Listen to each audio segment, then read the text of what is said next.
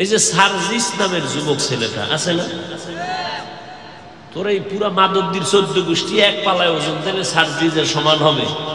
ওরে আল্লাহ স্বর্ণ দিয়ে বানাইছে। ও কি ইন্ডিয়ার থেকে আসছে, আসমান থেকে আসছে? তো ও তো তোর মতো যুবক, তোর মতো পচা পায়খানা খায় নাই। প্রত্যেকটা মানুষ উপরে উঠার জন্য তার চরিত্র মূল সম্পদ, আর ধ্বংস হওয়ার জন্য চরিত্র ধ্বংস, এটাই মূল কারণ। চোখের সামনে দেখতেছো কি পরিমাণ মেধা, কি পরিমাণ মেধা, এটা তো তোমার মধ্যেও আছে। তুমি সারা রাত মোবাইল নিয়ে আকাম করবা, মেধা থাকবে কেমনে? মা বাবার সাথে বেয়াদবি, শিক্ষকের সাথে বেয়াদবি, আলেমদের সাথে বেয়াদবি, তো দুনিয়াতে মরার আগেই জুতা খাইয়া মরা লাগবে। তোমার কপাল এরকম, কারো জুতা গালে লাগে আর কারো জুতা পায়ের তলে থাকে, এর নাম কপাল।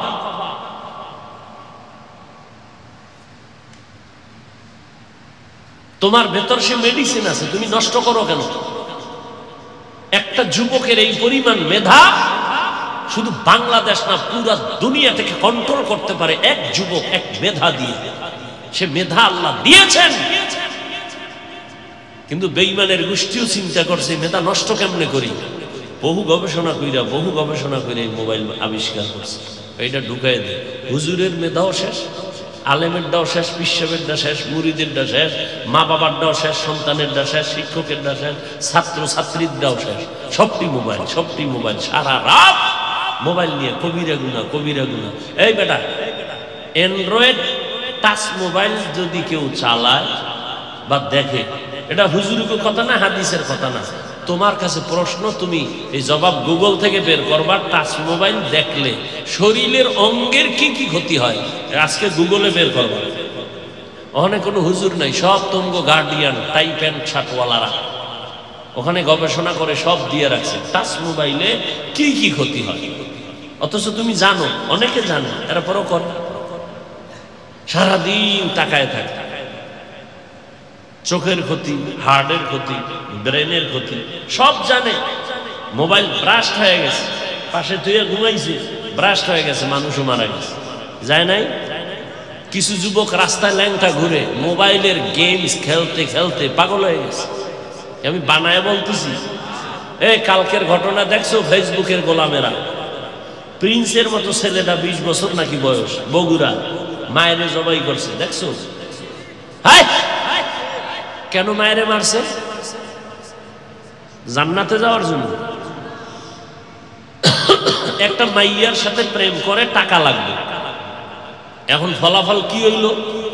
ওই মাইয়াও পাইল না, ওর মায়েরও পাইল না, ওর জীবনটা যাবে জেলে, শেষ পর্যায়ে হবে ফাঁসি। এটাই তো, তুমিও তো ওই পথে চলতেছ। একজনকে পাইতে গিয়ে আর একজনকে জবাই করো, পরিণাম ফল দোনোটা জেলখানায়, এক পর্যায়ে ফাঁসি।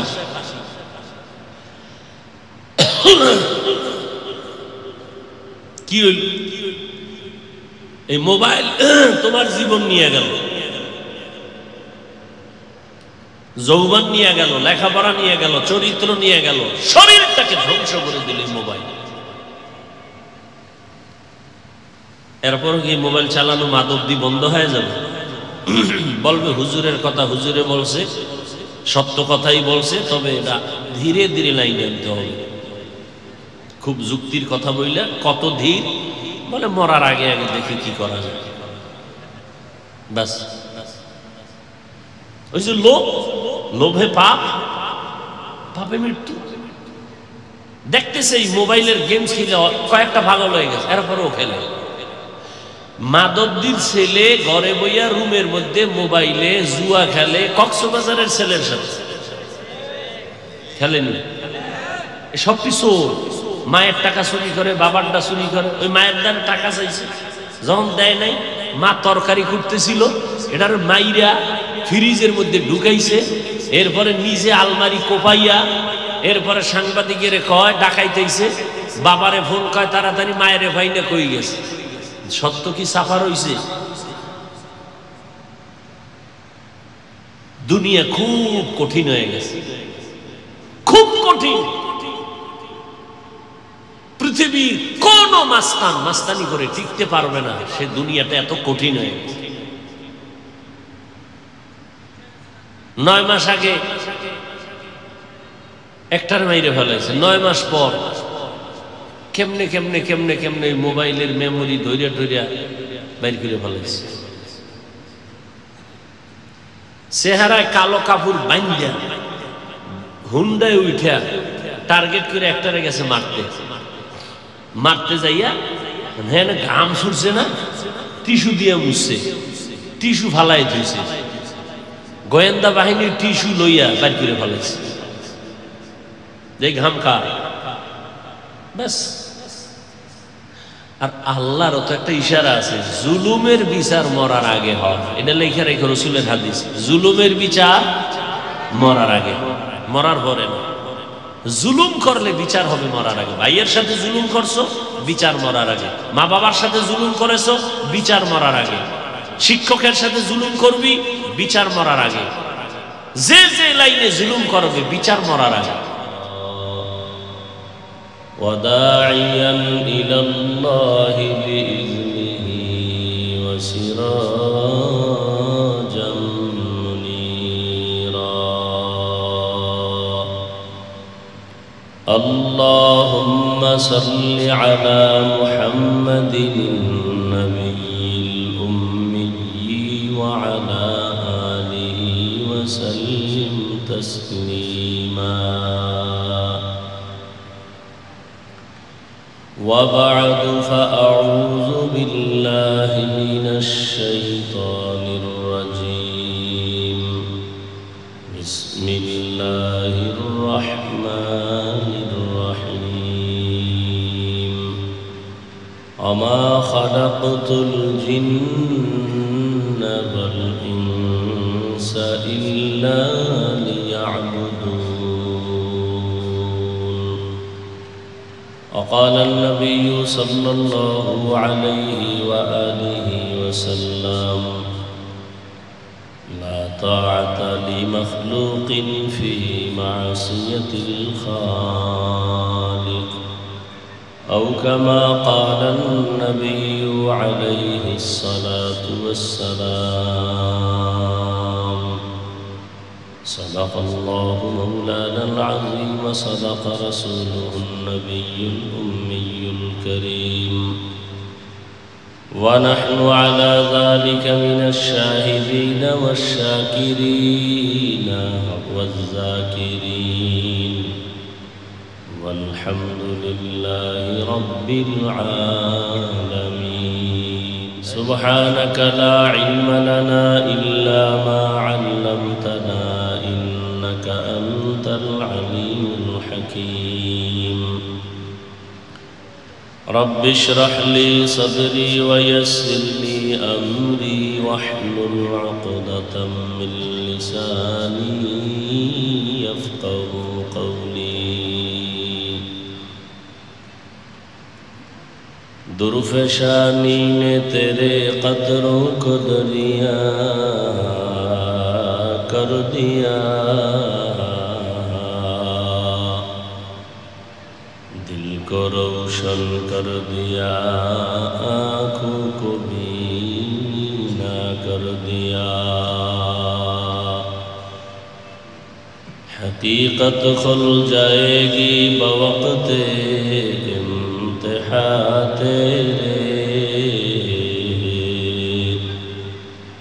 کہ سستی میں یا محنت میں گزاری زندگی تو نے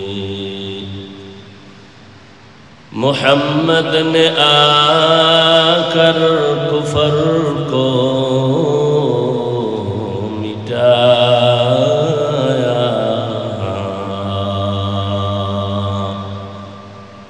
کفر کو مٹا کر صداقت بتایا لا الہ الا اللہ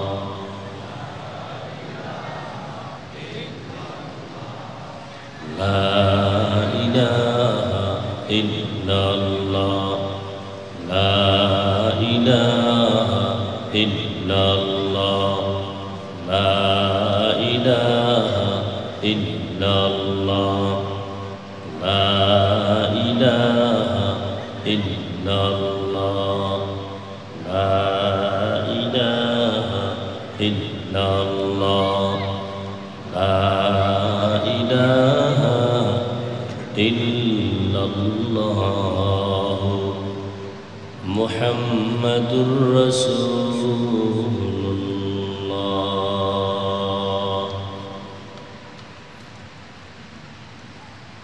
বুলেট মাইক সার্ভিসের উদ্যোগে আয়োজিত আজকের এই ওয়াজ মাহফিল 13 নভেম্বর 2024 মহতি এই মাহফিলে উপস্থিত মোহতারাম সম্মানিত সভাপতি ভাই সাউন্ডটা ক্লিয়ার করতে পারো না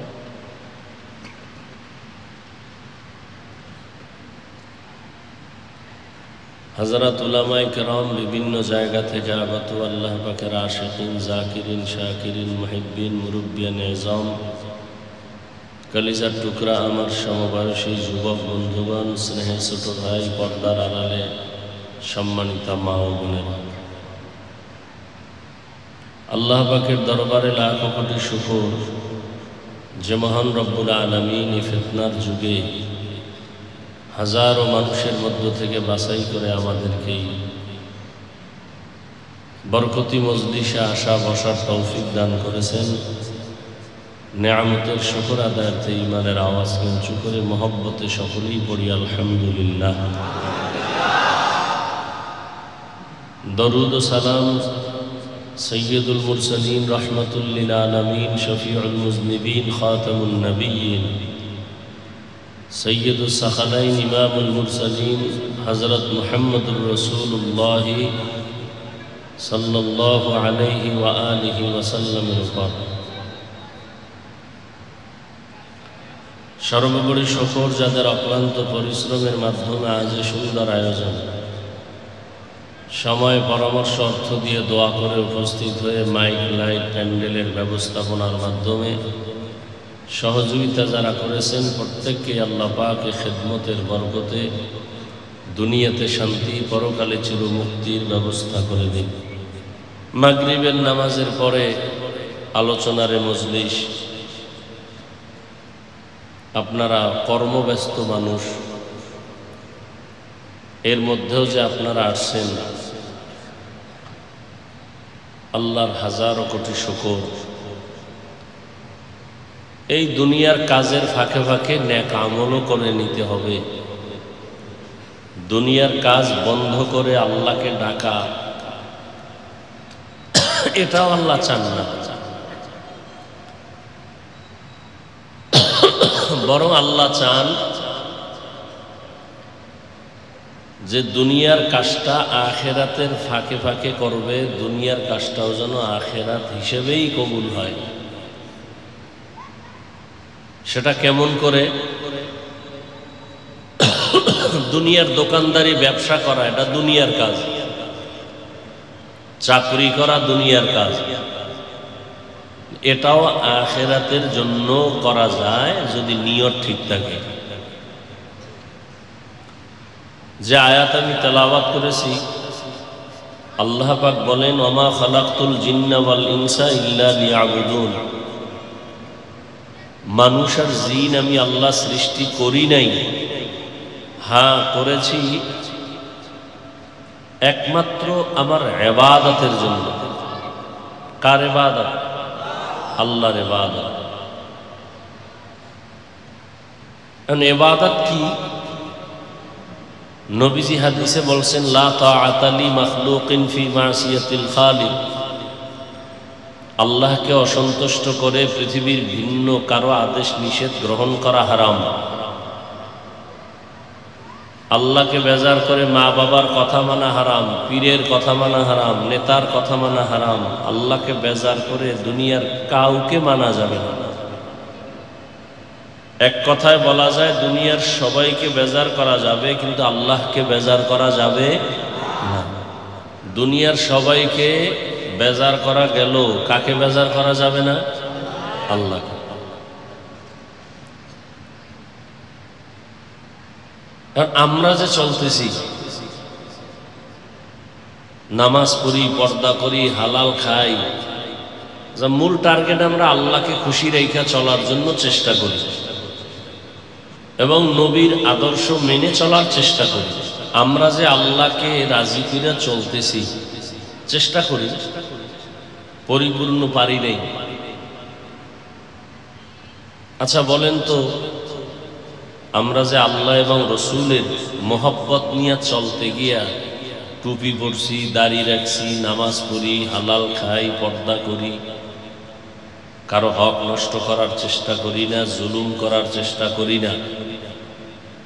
আর আপনারা যারা আল্লাহ এবং রসুলের লাইন বাদ দিয়া চলতেছেন দুনিয়া পাওয়ার জন্য, আজান শুনতেছেন, নামাজ পড়েন না, পর্দা করেন না, হালাল খাইতে সুযোগ আছে খান না, চাইলে পারেন দাড়ি রাখতে, রাখেন না। বলেন তো, তা আমরা যারা আল্লাহকে এবং নবীকে খুশি করিয়া চলতেছি, শুধু আমি না, আমাদের লাইনে ব্যবসায়ী নাই, বলেন চাকরিজীবী নাই, RAB, army, police, BDR, professor, engineer, doctor, অভাব নেই। তাহলে আমাদের নবী এবং আল্লাহকে ঠিক রাইখাও তো ব্যবসা করা যায় না, যায় না, বাস আর কোনো ওয়াজের দরকার নাই। এবার আপনি আসামি আল্লাহর আদালতে, আপনি কেন পারেন না? নবীজির তরিকা ঠিক রাইখা চাকরি করা যায় না, যায় না? তাহলে আপনি আসামি, আপনি কেন পারেন না? এখন আল্লাহকে ঠিক রাইখা নবীর তরিকা মাইনা যদি কেউ ব্যবসা করে, ওই ব্যবসাটাও ইবাদত হয়ে যায়।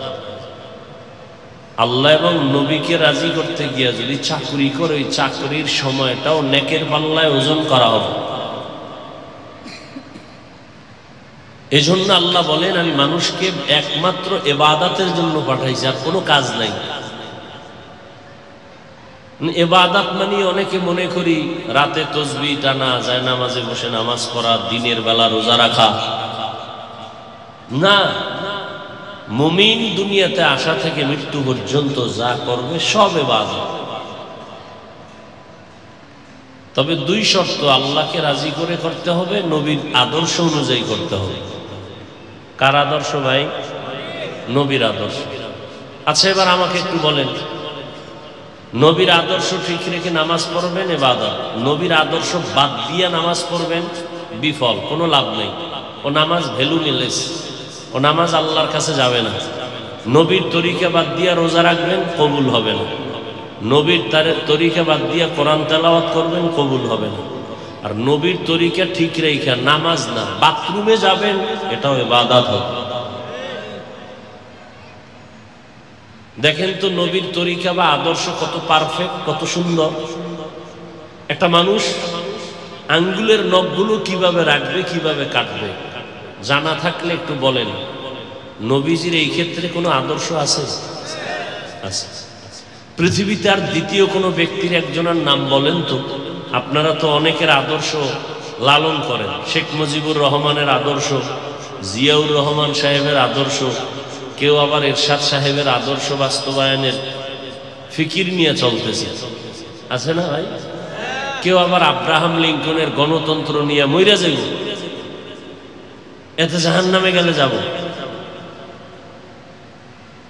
কেউ মাও সেতুনের আদর্শ, কেউ লেনিনের আদর্শ, কেউ কালমার্সের আদর্শ, কেউ সমাজবাদ, কেউ প্রজাতন্ত্র, কেউ রাজতন্ত্র, এক একজনে এক এক আদর্শ নিয়ে চলতেছে। বলেন তো, এই যে এতগুলো নাম বললাম, আরো নাম আপনারা যারা শিক্ষিত মানুষ জানেন, কোন এক ব্যক্তির আদর্শের মধ্যে নখ কাটার নিয়ম আছে কিনা বলেন? নবীর আদর্শ এত পারফেক্ট যে আপনি জুতা দুইটা পায়ে ঢুকাবেন কিভাবে, নবী তাও শিখায় গেছেন। এক বোতল পানি, পিপাসা আছে আপনারও আমারও, পানিটা এখন পান করব। নবীর তরিকা আপনি পান করবেন কেমনে? আপনার বাম হাত দৌড় দিছে, দৌড়ায় বাম হাতটা ধরলেন, ধইরা ডান হাতে বোতল ধইরা মুখ খুললেন বাম হাত দিয়া, আস্তে বাম হাতে ধইরা পানিটা এক টানে শেষ। এই পানিটা আমিও পান করব, কিন্তু বলেও বাম হাত এই বোতলে যাবে না, আমার যাবে ডান হাত। মুখাটা খুইলা পুরা পানিটা আমিও পান করব, কিন্তু 3টা ধাক্কা দিব, 3টা স্টেশন, এই পানিটা পুরাই আমি পান করব 3 বারে। তাহলে আমারও পিপাসা নিবারণ হইল, আপনারও নিবারণ হইল, কিন্তু আপনারটা ইবাদত হয় না, আমারটা ইবাদত হবে। কেন? রসুলের আদর্শের কারণে। পৃথিবীতে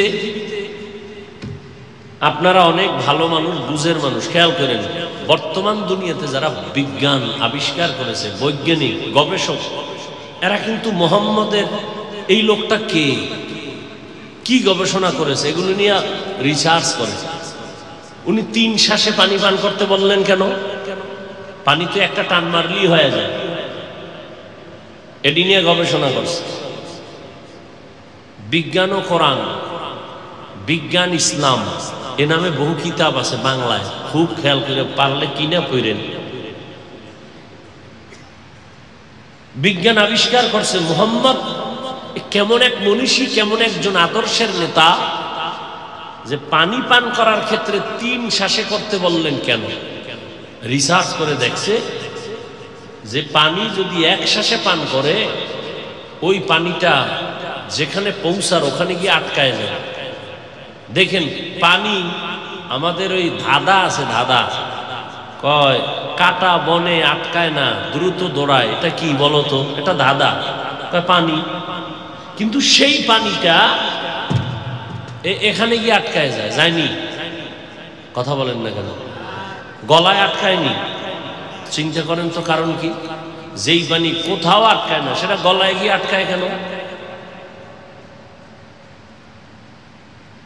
একটু চিন্তা করেন। আল্লাহ কুত্তা শুয়ারকে চিন্তা করার মেধা দেন নাই, মানুষকে দিচ্ছেন। একটু চিন্তা করেন তো। এই জন্য বৈজ্ঞানিকরা, গবেষকরা, ডাক্তারেরা না, এরা বেলাইনে থাকলে তাড়াতাড়ি ইসলাম নিয়ে নেয়। কেন? ওরা মানুষ নিয়ে রিসার্চ করে, করতে করতে করতে করতে এক সময় আল্লাহর পরিচয় পেয়ে যায়। ওই যে 100 মনীষীর একটা বই আছে, যুবক বাবারা জীবনটা তো শেষ করে দিলে, ভবিষ্যৎ নিয়ে তোমার চিন্তা নেই। একটা গরু সামনে যা পায় তাই খায়, কুত্তা যা পায় তাই খায়, ওর ভবিষ্যৎ কি হবে চিন্তা নাই। তুমি তো মানুষ, তোমার তো চিন্তা করতে হবে, আমি যা পাই তাই খাবো না, আমি খাইলে আমার শরীরের জন্য কোনটা ভালো হবে কোনটা খারাপ হবে ভেবে খাইতে হবে।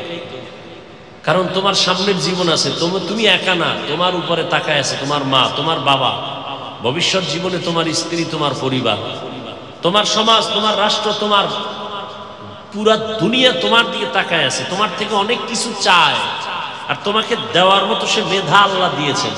অতএব তুমি কুত্তার মতো, শুয়ারের মতো, গরুর মতো খাইলে হবে না। তোমার খাওয়ার আগে চিন্তা করতে হবে এই খানাটা আমার জন্য, আমার শরীরের সাথে অ্যাডজাস্ট হবে কিনা, না ক্ষতি হবে। ভালো ভালো ভালো ভালো মানুষগুলো চেহারায় এত সুন্দর, কিন্তু ইদানিং দেখলাম 15-16 বছর এরা দুনিয়ায় আসিল, সব মাটির তলে আসিল। ইসরাফিল সিংহায় ফুটেছে, সব আইয়া আজি। বুঝেন না কথা? তো দেখলাম এত সুন্দর চেহারা দেখছি 15 বছর আগে, এখন তাকানোই যায় না। কারণ কি? 15 বছর আর কি বেশি খারাপ। পরে চিন্তা করলাম এটি হারা জীবন খাইছে মদ, গাঞ্জা, বিড়ি, এগুলি খাইলে মানুষের পুরা চেহারা নষ্ট হয়ে যায়। আল্লাহর ফিডা তো আছে, ওটা ভিন্ন। দুনিয়াতেই তার চেহারা কি হয়ে যায় বলে না। এই যুবক, তোমার চেহারা তুমি মনে করতেছো প্রিন্স, তোমার চেহারা নষ্ট। ডাক্তারের কাছে যাও, তোমার চোখের পাওয়ার গত বছরের তুলনায় যথেষ্ট পরিমাণ কমে গেছে। তোমার হার্ট কিন্তু আগের তুলনায় দুর্বল, তোমার খবর নাই। হঠাৎ করে দেখবা বুকে ব্যথা, আমাকে ধর বইনা পইরা যাবি শেষ, কেউ ধইরা দেখবে তুই নাই। চোখে ব্যথা বেড়ে গেছে, মাথা ব্যথা আগের তুলনায় বাড়ছে, পেট ব্যথা আগের তুলনায় বেড়ে গেছে। যার অবস্থা তো সে জানে। চেহারা নষ্ট, কারণ কি? গুনাহ করলে চেহারা নষ্ট হয়। আর যে সমস্ত গুনাহ তোমরা করো মোবাইলের দ্বারা, আল্লাহ প্রত্যেকটা মোবাইলওয়ালাকে গুনাহের থেকে হেফাজত করে। বহু বাচ্চা মোবাইল চালাইতে চালাইতে চালাইতে এখন আব্বাও হয় না, আম্মুও বলেন। এটা আমি বানায় বলতেছি না, এরকম বহু প্রমাণ আমার কাছে আসছে। হুজুর একটু তদবির দেন, বাচ্চা কথা বলতে পারে না কেন? জন্মগত বোবা হয় না, মোবাইল দিয়েছেন, খাওয়া মোবাইল দিয়েছে।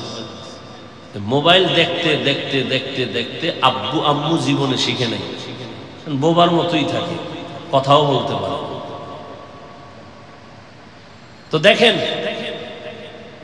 আমরা নবীর তরিকা যারা মানি, বলেন তো আমরা একবেলা কম খাই, তাহলে আপনি নবীর তরিকা বাদ দিয়া কতদূর আগাইছেন আর আমি কতটুকু পিছনে পড়েছি? এই জিনিসগুলো একটু ভাবেন। আপনি বাসায় যাবেন, ফ্রেশ হবেন বাসায় গিয়ে, যারা একটু মানের মানুষ, আর যেটি আনকোয়ালিটি এটি যেহেনে রাইতে হেনে খাই, জুতা সহ ঘুমাই যাবে, জুতা খোলার সময় নেই, ঘুমে টান মারছে, শুয়ে বসছে। আর যারা কোয়ালিটির মানুষ বাসায় গিয়ে ফ্রেশ হবে, ফ্রেশ মানে হাত ধুইব, চেহারা ধুইব, পা ধুইব। ঠিক আমিও আজকে বয়ান শেষ করে বাসায় যাই, আমিও ফ্রেশ হব, আমিও হাত ধুবো, চেহারা ধুবো, পাও ধুবো। আমারটা ইবাদত হবে, তোমারটা ইবাদত হবে না। কেন? আমি হাত পা চেহারা ধুইতে গিয়ে উজু করে ফেলবো। দেখো একই কাজ, তোমারটা উজু হয় না, আমারটা উজু হয়ে গেছে,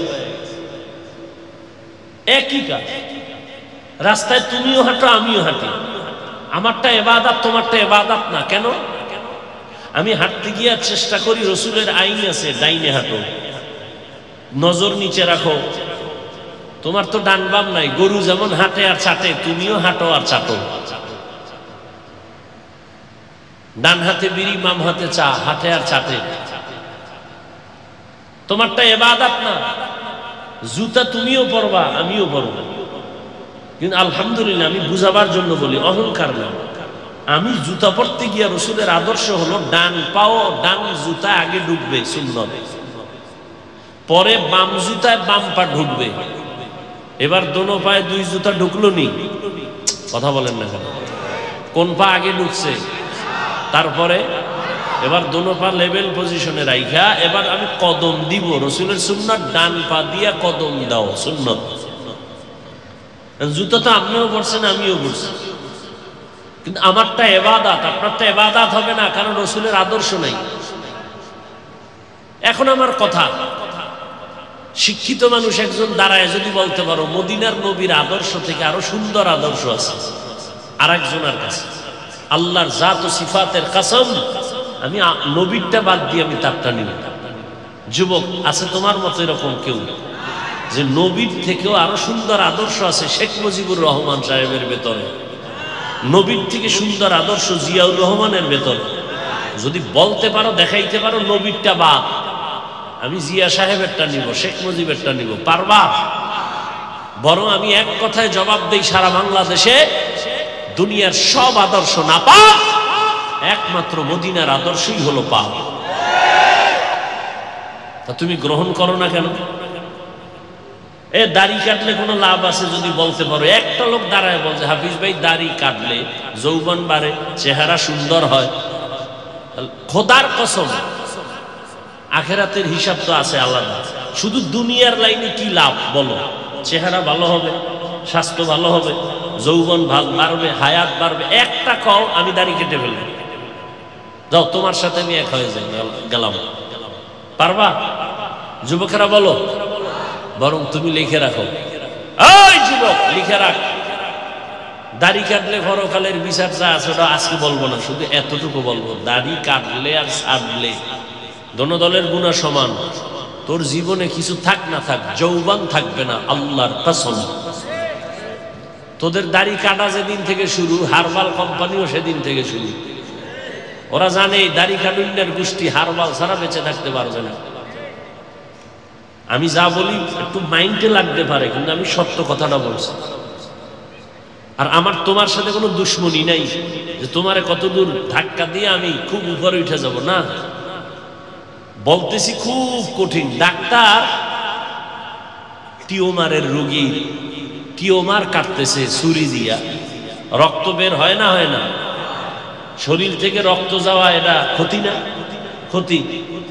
রোগী যদি মনে করে এ ডাক্তার আমার দুশ্মন, আমার শরীরে রক্ত নষ্ট করতেছে, আমারে ছুরি দিয়ে কাটতেছে। আসলে কি দুশ্মন? বরং ডাক্তার তোমার স্থায়ী সমাধান চায়, শান্তি চায়, সুস্থতা চায়। তো কথা যদি একটু কর্কশ বলি বা মনে আঘাত লাগতে পারে, তো উদ্দেশ্য ক্ষণস্থায়ী না, চিরস্থায়ী জীবনে জান্নাতে শান্তিতে থাকতে চাই, আল্লাহর মোহাব্বত নিয়ে রসুলের সাথে জান্নাতে থাকতে চাই, অন্য কিছু না। কই আমি এখানে এতক্ষণ যা বলতেছি একবারও কিন্তু বলি না এই স্কুলে যারা পড়ো হারাম বলছি, কলেজে যারা পড়ো তোরা জাহান্নামী বলছি, সবাই স্কুল কলেজে তালা লাগায় হুজুরায় যা তসবিহ ফাগরি লাগা বলছি, বলিনি। বরং সারা দেশে আমি আরো সাহস দেই, স্কুলে পড়ো, কলেজে পড়ো, চাকরি করো, ব্যবসা করো, কোনো বাধা নাই।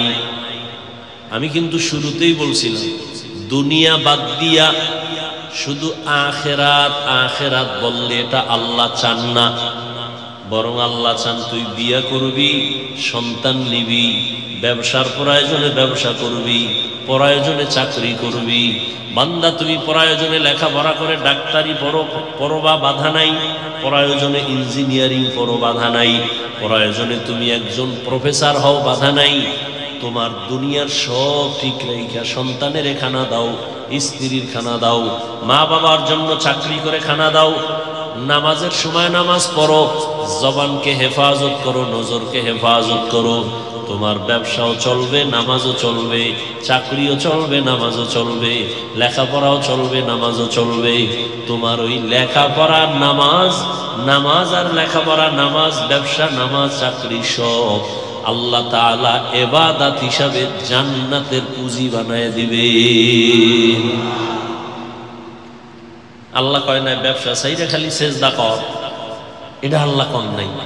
বরং একজন সাহাবী নবীর কাছে গিয়া বললেন, ইয়া রাসূলুল্লাহ, আমার মনে চায় আমি সারা রাত জায়নামাজে কাটাই, সারা দিন রোজা রাখি। নবী বললেন সাবধান, লা রুহবানিয়াতা ফিল ইসলাম, ইসলামের মধ্যে কোনো একাকিত্ব নাই, বৈরাগ্যের কোনো স্থান নাই যে সব বাদ দিয়া জঙ্গলে যাওয়া। ইসলাম চায় না। বরং ইসলাম বলে তুমি নামাজ পড়ো, আবার সংসার চালানোর জন্য গাধার মতো দৌড়াও, ব্যবসা করো, কত মানুষের গালি শুনো, কষ্ট করিয়া হালাল কিছু টাকা উপার্জন করে ঘামে টাকা তোমার স্ত্রীর পেছনে ব্যয় করো, মা বাবার পেছনে, সন্তানের পেছনে। এই টাকাগুলো দান করলে যা পাবা, সন্তানের পেছনে, মা বাবা, স্ত্রীর পেছনে, পরিবারের পেছনে যত পয়সা তুমি ব্যয় করবা, আল্লাহর নবী বলেন আল্লাহর জাতের কসম এই প্রত্যেকটা অর্থ জান্নাতে যাওয়ার কারণ হয়ে যাবে। মসজিদে দিলে সওয়াব আছে না নাই? ওয়াজ মাহফিলে দিবেন, মাদ্রাসায় দিবেন সওয়াব। ঠিক তেমনি ভাবে আপনি স্ত্রীর পেছনে, সন্তানের পেছনে, মা বাবার পেছনে যত টাকা ব্যয় করবেন সবগুলো সওয়াব। এমনকি হাদিসে স্পষ্ট আছে, একজন স্বামী স্ত্রীর মুখে একটা লোকমা, খানার লোকমাও যদি দেয়, এই লোকমাটাও আল্লাহ ফেরেশতা দিয়ে লেখায় রাখে, নেকের পাল্লায় ওজন হবে। সুবহানাল্লাহ। না আতিনা ফি দারে দুনিয়া না হাসান, আতিনা ফি দারে উকবা না হাসান, ইয়া গিয়াসাল মুস্তাগীসিন ইহদিনা লাফতিখারা বিল উলুমি ওয়াল গিনা। ও যুবক বাবা, ও শিক্ষিত মুসলমান, তোমার মতো যুবক ডাক্তার, ইঞ্জিনিয়ার, প্রফেসর, পাঁচ ওয়াক্ত নামাজি, দাড়িওয়ালা আসেনি? সত্য বইল। এবার তোমার ভিডাটা কত ওজন হবে? তোমার মতো যুবক স্কুলে পড়ে, কলেজে পড়ে, ডাক্তারি পড়ে, ইঞ্জিনিয়ারিং পড়ে, 5 বেলার নামাজ পড়ে, দাড়ি রাখে, আছে না নাই? তুমি কেন পারো না রে বাবা? তোমার মতো যুবক মাদক দিয়েই ফ্যাক্টরির মধ্যে শ্রমিকের কাজ করে, আজান হলে নামাজে দাঁড়ায় যায়, আসেনি? যদিও সংখ্যায় কম, আছে তো। তাহলে তুমি কেন ভয় পাইতেছো যে হুজুর না হইলে বুঝি জান্নাত পাওয়া যাবে না? আবার তুমি চিন্তা করো হুজুর হওয়া তো সম্ভব না, তোমারে কে কইছে তুমি হুজুর হও? তোমারে কেউ বলে নাই হুজুর হও, মাওলানা হও। মাওলানা হইলেই যে জান্নাত পাবে গ্যারান্টি আছে? হুজুর হইলেই যে জান্নাত পাবে গ্যারান্টি আছে? মুফতি হইলে, বক্তা হইলে, পীর হইলে জান্নাত পাওয়ার গ্যারান্টি আছে? না। এজন্য হুজুর হওয়া কামিয়াবির লক্ষণ না। বান্দা নবীর আদর্শ মতো ব্যবসা করে, এটাই তোমার সফলতা। নবীর আদর্শ মানিয়া চাকরি করো, সফলতা। নবীর আদর্শ মেনে তুমি লেখাপড়া করো, সফলতা। ওস্তাদের দোয়া নাও, মা বাবার দোয়া নাও, লেখাপড়ার টাইমে লেখাপড়া করো। তোমার ক্লাসে মেয়ে থাকতে পারে, খবরদার একটা অনর্থক কথা বলবা না। যতটুকু পারো নজরটাকে হেফাজত করো। মোবাইলে কোনো কথা বলবা না, জবানকে হেফাজত করো। এক সময় তুমি ডাক্তার হইয়া মানুষের সেবা করবা, আবার আজান হয়ে গেছে নামাজে দাঁড়ায় যাবা। তোমার এই ডাক্তারির পুরা জিন্দেগির সময়টা জান্নাতে যাওয়ার কারণ হয়ে যাবে। সবাই কি মুফতি হওয়া সম্ভব না? আল্লাহ তো কত দয়ার মানুষ, জান্নাতে যাওয়ার রাস্তা অনেকগুলো খুলে রাখছে। শুধু হুজুর হইয়েই জান্নাত পাবে এই কথা না,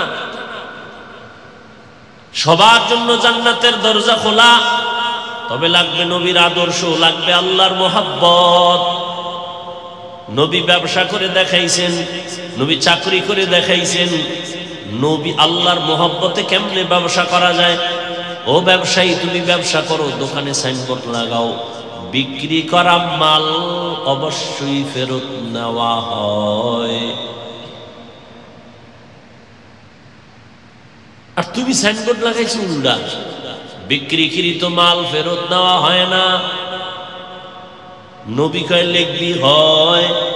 কেউ যদি ঠেকায় পইরা টাকা চায়, মাল দেয়, তোর দিলটা একটু কষ্ট লাগবে, কষ্ট নিবি না, টাকাটা খুশি মনে ফিরায় দিবি। নবী বলেন ওই মালটা দান করার সমান সওয়াব পেয়ে যাবি।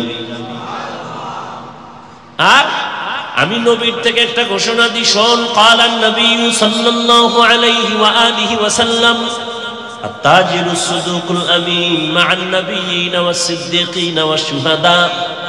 কিয়ামতের দিন সততার সাথে ব্যবসা যদি করো, কাস্টমারের যদি ধোঁকা না দাও, মিথ্যা কথা না বলো, দুই নাম্বারি না করো, মিথ্যা কথা বইলা যদি ব্যবসা না করো, কাস্টমারের ধোঁকা না দাও, আমি নবীর সাথে তুই জান্নাতে থাকবি।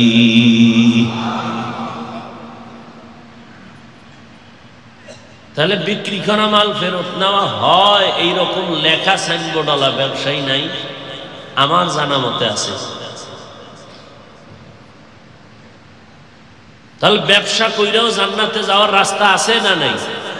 চাকরি কইরাও জান্নাতে যাওয়ার সুযোগ আছে না নাই? কিন্তু কপাল খারাপ, তুমি গ্রহণ করলা না। চাইলেই তুমি তো পারতা। আমার ফ্যাক্টরির মধ্যে মেশিন চালু হয়ে গেছে, আজান হয়ে গেছে, এখন নামাজের বিরতি। যদি এমন হয় যে মেশিন এখন বন্ধ করলে আমার ফ্যাক্টরির ক্ষতি হতে পারে, তাহলে তুমি শিফট ভাগ করে দাও। নামাজের সময় একদল কাজ করবে, আর একদল নামাজে যাবে। ওরা আইসা আবার কাজ করবে, বাকি আর একদল নামাজ পড়বে। তাহলে এই পুরা ব্যবসাটা তোমার হালাল। এই ব্যবসায়ী তোমাকে জান্নাতের পথে নিয়ে যাবে। কিন্তু কপাল পোড়া সুযোগ আছে নামাজের, কিন্তু বলে না খবরদার কিসের নামাজ, আমার মেশিন বন্ধ করা যাবে না, তোর নামাজ তুই পরে পড়। আছে না নেই? এইরকম ফ্যাক্টরিওয়ালারা টাকা টাকা টাকা, চারদিকে টাকা, দুই হাতে টাকা টাকা টাকা, হঠাৎ করে দেখে পুরা ফ্যাক্টরিতে আগুন। জীবনে যা কামাইছে 1 সেকেন্ডে শেষ। কি আল্লাহ পারে না? আল্লাহর ভয় নাই, মরার চিন্তা নাই। কি বুঝলেন? আমি এতক্ষণ যে আপনাদের বুঝাইলাম, কি জান্নাতে যাওয়া কঠিন না সহজ? খুবই সহজ। আপনি কিছু পান করবেন, খাবেন, ডান হাতে খাইয়েন। আপনি যদি সুযোগ থাকে বইসা খাবেন, দাঁড়ায় না। বাম হাতে খাওয়ার প্রয়োজন নাই। আপনার প্রস্রাব পায়খানার প্রয়োজন নির্দিষ্ট জায়গায় করেন, বসে করেন, বৈজ্ঞানিকরা কিন্তু রিসার্চ করে বের করছে দাঁড়াইয়া প্রস্রাব যারা করে তাদের কিডনি ড্যামেজ হয়ে যায়। নবী যে কইছে এটা মানবে না, বৈজ্ঞানিকরা কইছে, এখন ভয় পাইতেছে কিডনি শেষ হয়ে যাব। ব আর আমরা যে আলেম ওলামারা পাও ধরে বুঝাইছি ঢুকে না কেন? হুজুরগো মানতে চায় না। আল্লাহ চাইলে তুই করবা কি? হুজুরগো কথা শুনবি না, ওই বেঈমানদের দিয়া আল্লাহ শুনাইতেছে। কই যাবি? দাঁড়ায় প্রস্রাব করলে প্রস্রাব ক্লিয়ার হয় না, কিডনির উপরে আঘাত। আহা, তোমরা এখন মোবাইল চালাও, সবার হাতে মোবাইল, গুগলে ঢুইকা মাঝে মাঝে এগুলো দেখ, সব তথ্য আছে গুগলে। তুমি আকাম দেখো কেন? কাজের দিক দেখলেও তো তোমার হায়াতে শেষ করতে পারবা না। ভালো ভালো তথ্য আছে, লেখবা কাগজে। তুমি একটা ভালো যুবক হও, একটা গবেষক হও, ভালো একটা লেকচারার হও, তথ্য বহুল আলোচনা করো। এই বেটা তোদের মনে চাই ভিডিওতে এই যে সার্জিস নামের যুবক ছেলেটা আছে না, তোর এই পুরা মাদকদির 14 গোষ্ঠী এক পালায় ওজন দিলে সার্জিসের সমান হবে। ওরে আল্লাহ স্বর্ণ দিয়ে বানাইছে। ও কি ইন্ডিয়ার থেকে আসছে, আসমান থেকে আসছে? তো ও তো তোর মতো যুবক, তোর মতো পচা পায়খানা খায় নাই। প্রত্যেকটা মানুষ উপরে উঠার জন্য তার চরিত্র মূল সম্পদ, আর ধ্বংস হওয়ার জন্য চরিত্র ধ্বংস, এটাই মূল কারণ। চোখের সামনে দেখতেছো কি পরিমাণ মেধা, কি পরিমাণ মেধা, এটা তো তোমার মধ্যেও আছে। তুমি সারা রাত মোবাইল নিয়ে আকাম করবা, মেধা থাকবে কেমনে? মা বাবার সাথে বেয়াদবি, শিক্ষকের সাথে বেয়াদবি, আলেমদের সাথে বেয়াদবি, তো দুনিয়াতে মরার আগেই জুতা খাইয়া মরা লাগবে। তোমার কপাল এরকম।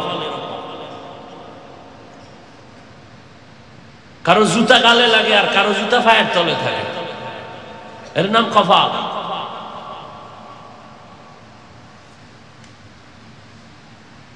তোমার ভেতর সে মেডিসিন আছে, তুমি নষ্ট করো কেন? একটা যুবকের এই পরিমাণ মেধা শুধু বাংলাদেশ না, পুরো দুনিয়া থেকে কন্ট্রোল করতে পারে এক যুবক, এক মেধা দিয়ে। সে মেধা আল্লাহ দিয়েছেন, কিন্তু বেঈমানের গোষ্ঠীও চিন্তা করছে মেধা নষ্ট কেমনে করি। বহু গবেষণা কইরা এই মোবাইল আবিষ্কার করছে। এটা ঢুকাই দেয়। হুজুরের মেধাও শেষ, আলেমেরটাও শেষ, পিসাবেরটা শেষ, মুরিদেরটা শেষ, মা বাবারটাও শেষ, সন্তানেরটা শেষ, শিক্ষকেরটা শেষ, ছাত্র ছাত্রীরটাও শেষ। সবটি মোবাইল, সারা রাত মোবাইল নিয়ে কবিরা গুনা। এই বেটা, অ্যান্ড্রয়েড টাচ মোবাইল যদি কেউ চালায় বা দেখে, এটা হুজুরের কথা না, হাদিসের কথা না। তোমার কাছে প্রশ্ন, তুমি এই জবাব গুগল থেকে বের করবা। টাচ মোবাইল দেখলে শরীরের অঙ্গের কি কি ক্ষতি হয় আজকে গুগলে বের করবা। ওখানে কোনো হুজুর নাই, সব তঙ্গ গার্ডিয়ান, টাই প্যান্ট শার্টওয়ালারা ওখানে গবেষণা করে সব দিয়ে রাখছে টাচ মোবাইলে কি কি ক্ষতি হয়। অথচ তুমি জানো, অনেকে জানো, এরপরও কর, সারাদিন তাকায় থাকে। চোখের ক্ষতি, হার্টের ক্ষতি, ব্রেনের ক্ষতি সব জানে। মোবাইল ব্রাস্ট হয়ে গেছে, পাশে তুই ঘুমাইছে, ব্রাস্ট হয়ে গেছে, মানুষও মারা গেছে, যায় নাই? কিছু যুবক রাস্তায় ল্যাংটা ঘুরে মোবাইলের গেমস খেলতে খেলতে পাগল হয়ে গেছে। আমি বানায় বলতেছি। কালকের ঘটনা দেখছো, ফেসবুকের গোলামেরা প্রিন্সের মতো ছেলেটা 20 বছর নাকি বয়স, বগুড়া, মায়েরে জবাই করছে, দেখছো? কেন মায়েরে মারছে? জান্নাতে যাওয়ার জন্য। একটা মাইয়ার সাথে প্রেম করে টাকা লাগবে। এখন ফলাফল কি হইল? ওই মাইয়াও পাইল না, আর মায়েরও পাইল না, আর জীবনটা যাবে জেলে, শেষ পর্যায়ে হবে ফাঁসি। এটাই তো, তুমিও তো ওই পথে চলতেছ। একজনকে পাইতে গিয়ে আর একজনকে জবাই করো, পরিণাম ফল দোনোটা জেলখানায়, এক পর্যায়ে ফাঁসি।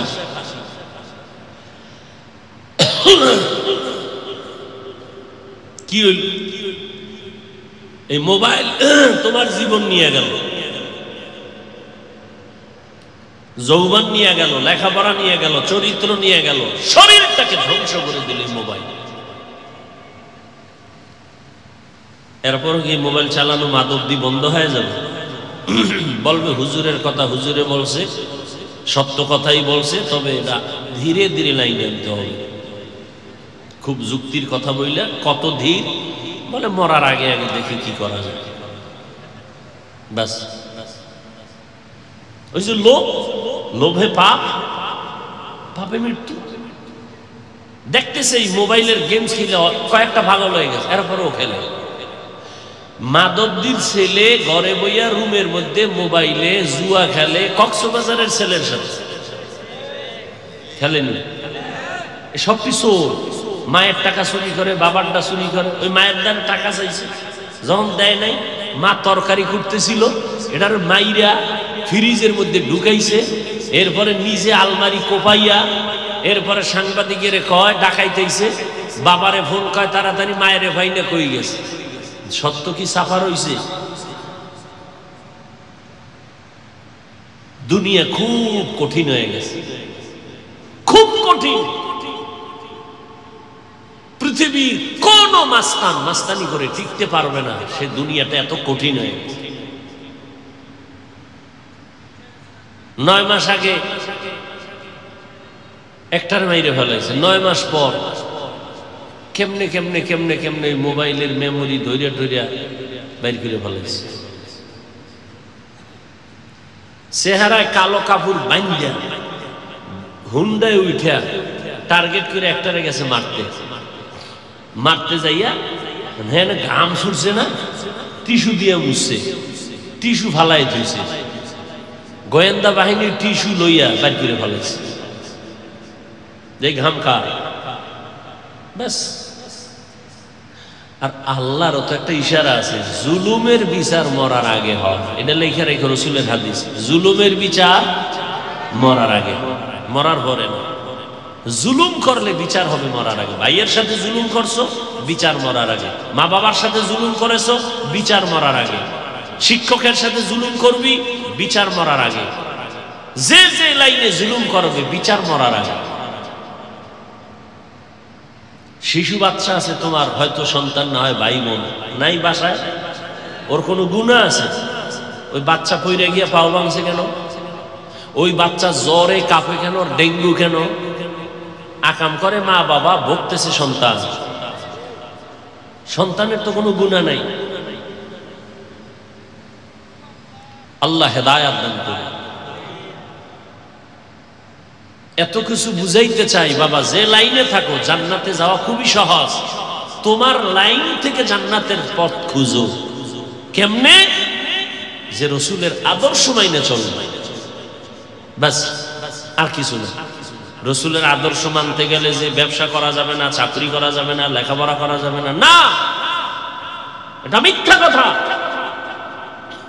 সব কিছুই সম্ভব রসুলের আদর্শের মাধ্যমে। আল্লাহ সবাইকে কবুল করে। 5 ওয়াক্ত নামাজ লাগেনি। যে ব্যক্তি ঠিক মতো 5 বেলার নামাজ পড়বে অজু বানায়, ওর ওই জিম না কি কয়, ব্যায়াম করে, ও জিমে যাওয়া লাগবে না, জীবনেও যাওয়া লাগবে না। ঠিক মতো 5 বেলার নামাজ পড়বে, ওর শরীর তাজা হয়ে যায়। অজু বানায় সবসময় অজুর সাথে থাকবে। সব সময় যদি অজুর সাথে থাকে, কোনো জিমের যাওয়ার দরকার নাই, শরীর সতেজ থাকবে।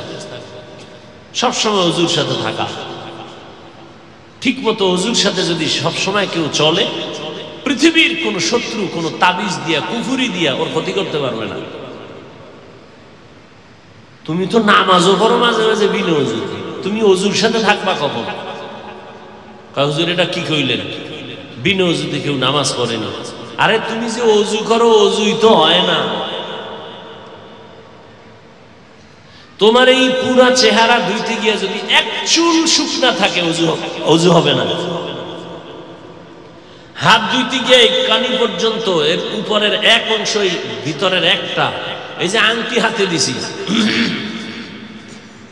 অজু করার সময় যদি আংটি টাইট হয়, এর ভেতরে পানি না পৌঁছাই অজু হবে না, অজু না হলে নামাজ হবে না। আংটি খুইলা নাড়ায়া ভেতরে পানি ঢুকাইতে হবে, না হয় অজু হবে না। যার অজু হবে না তার নামাজ হবে না। এত সোজা, জান্নাতে যাওয়া খুবই সহজ, খুবই কঠিন। এই জন্য আলেম ওলামাদের সোহবত ছাড়া পথ নাই। যেটি আলেম ওলামা দেখতে পারে না, এটি মা বাবার অভিশপ্ত সন্তান। যারা আলেমের বিরুদ্ধে লেখে ফেসবুকে আর বলে, মা বাবার অভিশপ্ত সন্তান, একটাও মা বাবার আদরের সন্তান না। এদের উপর আল্লাহর লানত। আল্লাহ হেদায়েত দান করে। এই বাংলাদেশে যত দেখতেছে ঝামেলা, শুধু আলেমদের সাথে বেয়াদবির কারণে, শুধু আলেমদের সাথে, ইমামের সাথে বেয়াদবি হয় না, হয় না। আউযুবিল্লাহ পারে না, হে ইমামের বয়ান শিখায়, এমনি এমনি অস্কই দেন। আর এই দোষ কি আমার? এই দোষটা আপনার। শিয়ালের হাতে মুরগি দিছেন আমানো 3 দিন পর্যন্ত। শিয়াল পণ্ডিত মাপ চায়, দোয়াও চায়, ভাই জিন দেখানো মরাও ভাবা না, 3 দিন কেন, 1 ঘন্টার পরে দেখবা নাই। তো ধর্মের চাবি সুদখোর আর বেনামাজির হাতে দিলে তাই তো হবে কি? কোরআনের মাহফিলের সভাপতি বেনামাজি, সুদখোর। হুজুরে ওয়াজ করলে তো বেনামাজি বাধা দিবেই কি? কারণ হের পাওয়ার, হে চিন্তা করে আমি প্রধান অতিথি, আমি সভাপতি, আমার পাওয়ার কত। হে হুজুর ওয়াজটা একটু লাইন মতো করে। লাইন কি কয় আপনারাই বুঝেন। এরকম বেয়াদবি হয় না, হয় না? তো কোরআনের মাহফিলের একজন মেহমান দাওয়াত দেন, মাহফিলের সম্মানিত ব্যক্তি আসবে, চেয়ারম্যান আসতে পারে, এমপি আসতে পারে, প্রশাসনের কেউ আসতে পারে। তার মানে এই না তারে পোস্টারে সবার উপরে দিয়ে দিবেন, যেন সবাই বুঝে ওই বড় সুদখোরের নাম। এটা তো আদব না, এটা তো মানবতা না, এটা তো রসুলের আদর্শ না। ওলামায়ে কেরামের সম্মান যেখানে রাখা দরকার সেখানে রাখবেন। আল্লাহ হেদায়েত দান করে। আমার পরে কি ওয়াজ করবে? কেউ কেউ করবো না। আচ্ছা, তো অনেক কথা বললাম, আপনারা কষ্ট করে বসছেন শীতের মধ্যে, আমি আবার অনেক দূরে যাব, প্রোগ্রাম আছে। আপনাদের তো একটু, আমার তো সারা জিন্দেগি। তারপরও মোহাব্বত করে বলি, একটা লোক যদি দিনের লাইনে আসে, এটাই আমার জীবনের সফলতা। কত যুবক 5 ওয়াক্ত নামাজ পড়ে, দাড়ি রাখে, ঢাকা বিশ্ববিদ্যালয়ে পড়ে, জাহাঙ্গীরনগরে পড়ে, 5 ওয়াক্ত নামাজ পড়ে, পাগড়িও লাগায়, দাড়ি এই লম্বা, পেছন দিক থেকে তাকাইলে মনে হয় মসজিদের কোনো ক্ষতি, অথচ জীবনেও মাদ্রাসায় পড়ে না। এই হইল কেমনে? কয় আলেমের সাথে মোহাব্বত আছে, এই জন্যই রং তার মধ্যে লাগছে। মুসা নবী ফেরাউনের যখন জাদুঘরটা, এই ঘটনা তো আপনারা জানেন, সেখানে যুদ্ধ চলতেছিল, জাদুঘর আসছে মুসার সাথে বুঝার জন্য। শেষ পর্যন্ত তো ফেরাউন তারা দিছে, মুসা নবী দলবল সহ দৌড়, ফেরাউনও পেছনে দৌড়ায়। লোহিত সাগরে মুসা নবীর লাঠি দিয়া বাড়ি দিলেন, 12টা রাস্তা হয়ে গেছে, সব পার হয়ে গেল। ফেরাউন রাস্তা দিয়ে দৌড় দিয়া মাঝখানে যায় পানির মধ্যে, নাই একটা লোক মরে নাই। মুসা নবী দেহে কুন্ডা মরে নাই, যেটা জাদুঘরের পাশে খালি ঘুরতো আর আমারে খালি হিংস দিত দূরের থেকে, কষ্ট পাইছি। মুসা কয়, ও আল্লাহ, কল্লা কি? ফেরাউনের চেয়েও তো এটা খারাপ, এটা আমার যেই কষ্ট দিছে তুমি এটারে বাঁচায় রাখলা। আল্লাহ কয়, ও মুসা, কেমনে মারি? ওর দিকে তাকাইছো নি? ওর মাথার মধ্যে যেই নিদর্শন, তোমার মাথার নিদর্শন লাগানো, ওর পোশাকটা তোমার পোশাকের মতো, ওর চলাফেরাটা তোমার মতো, তোমার রং যার গায়ে আছে তারে আমি মারি কেমনে? তোমার রং যে তোমার যার গায়ে লাগাইছে তাকে আমি কেমনে মারি? এজন্য আলেমকে আল্লাহ পাক যেই সম্মান দিবেন, আলেমের রঙে যারা রঙিন হবে আল্লাহ তাকে সেই সম্পূর্ণ সম্মান দিবেন।